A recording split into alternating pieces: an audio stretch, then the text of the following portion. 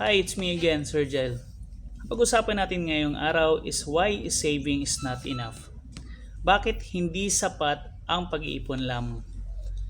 Akala ng maraming Pilipino, sapat na ang pag-iipon.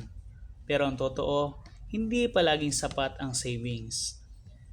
Maganda ang mag-ipon. Ito ang isa sa pinakamalagang financial habits na dapat matutunan ng bawat Pilipino. Pero may isang realidad na dapat nating maintindihan. May mga pangyayari sa buhay na kayang ubusin ang ipon sa loob lamang ng ilang araw.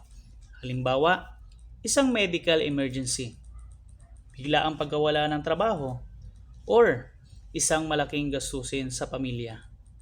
Kung ang tanging financial preparation mo ay savings lang, posibleng mabilis din itong maubos kapag may malaking problema.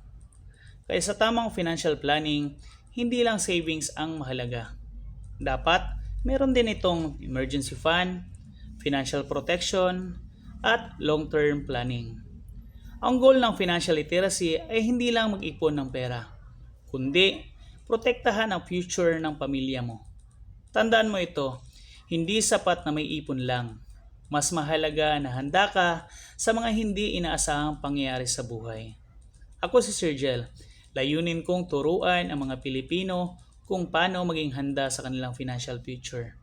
Tandaan, ang kaalaman sa pera ay proteksyon sa pamilya. Ingat!